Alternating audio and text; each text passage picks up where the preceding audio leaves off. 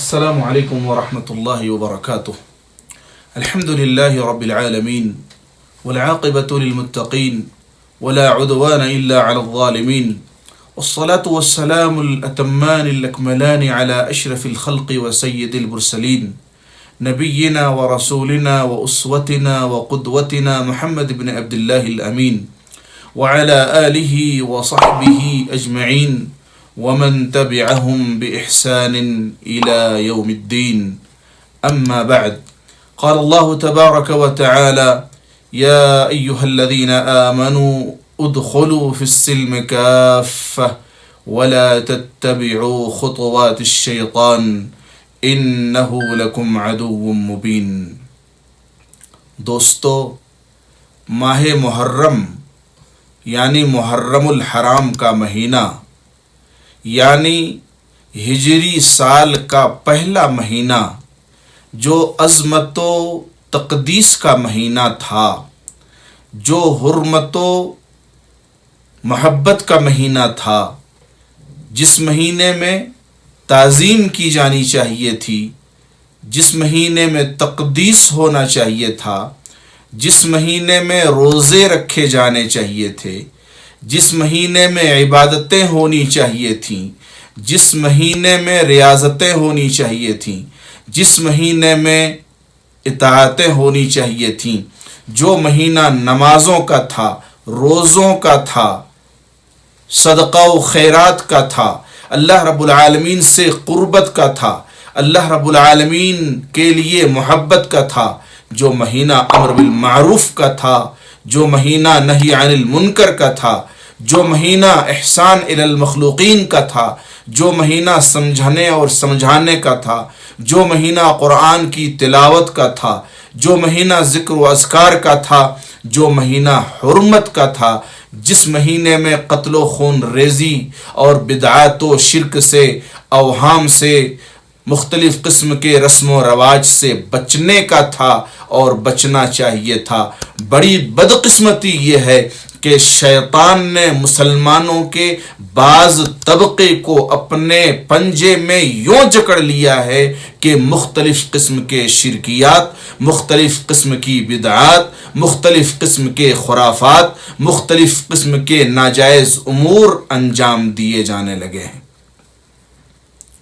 یہ مہینہ حرمت کا تھا، مگر بدقسمتی سے اس مہینے کو رقص و سرود کا مہینہ سمجھ لیا گیا، اس مہینے کو قوالیوں کا مہینہ سمجھ لیا گیا، اس مہینے کو گانے بجانے کا مہینہ سمجھ لیا گیا، اس مہینے کو ناچنے، رقص و سرود اور ڈانس کرنے کا مہینہ سمجھ لیا گیا۔ بڑی بدقسمتی اور بہت افسوس ہوتا ہے جب یہ دیکھا جاتا ہے کہ اختلاط مرد و زن اور لڑکے اور لڑکیاں ایک ساتھ مل کر گا رہے ہیں، رقص و سرود کر رہے ہیں، شراب و کباب میں محو اور مشغول اور مصروف ہیں، اور اپنے آپ کو دنیا کی ایسی لافانی چیزوں میں مشغول کیے ہوئے ہیں جو آج نہیں تو کل اور کل نہیں تو پرسوں جس کو فنا ہو جانا ہے۔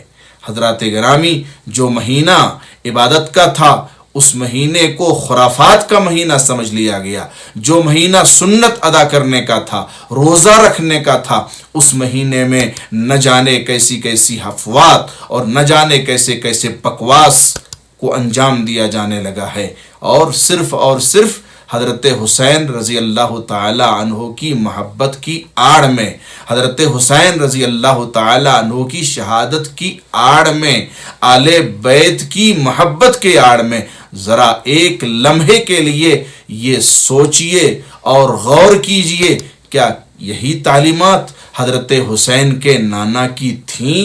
کیا حضرت حسین کے نانا صلی اللہ علیہ وسلم نے یہ امور انجام دیے تھے؟ کیا بھنگڑے ڈالے تھے؟ کیا رقص و سرود کرنے کی تعلیم دی تھی؟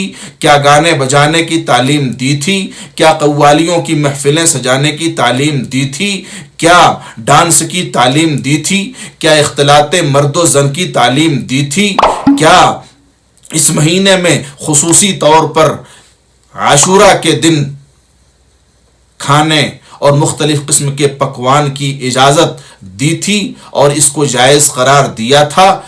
اور کیا مختلف قسم کے وہ اعمال جو آج خصوصی طور پر عاشورہ کے دن انجام دیے جاتے ہیں یا محرم کے شروع کے 10 دنوں میں انجام دیے جاتے ہیں، اس کی اجازت اللہ کے نبی صلی اللہ علیہ وسلم نے دی تھی؟ نہیں، قطعا نہیں، بالکل نہیں، ہرگز نہیں۔ یہ مہینہ سنتوں کی ادا کرنے کا تھا، روزہ رکھنے کا تھا، نماز پڑھنے کا تھا، عبادتوں کی کرنے کا تھا، اطاعتوں میں مشغول رہنے کا تھا، لیکن اس کے برعکس نفس کی پیروی کرتے ہوئے، شیطان کے نقش قدم پر چلتے ہوئے بعض لوگوں نے اس کو ناچ کا، گانے کا، رقص کا، سرود کا، بھنگڑے کا اور نہ جانے کن کن چیزوں کا بنا لیا ہے۔ اللہ رب العالمین سے دعا ہے کہ اللہ رب العالمین ہمیں سنتوں سے قریب کر دے، بدعتوں سے دور اور بہت دور کر دے۔ اللہ رب العالمین ہمیں نیک اعمال کی توفیق دے۔ اللہ رب العالمین جب تک اس دنیا کے اندر رکھے، ایمان کے ساتھ رکھے اور عمل کے ساتھ رکھے، اور جب ہمارا خاتمہ ہو تو خاتمہ بالخیر عطا فرمائے۔ آمین ثم آمین۔ وآخر دعوانا ان الحمد للہ رب العالمین، وصلی اللہ وسلم وبارک علی نبینا محمد، والسلام علیکم ورحمۃ اللہ وبرکاتہ۔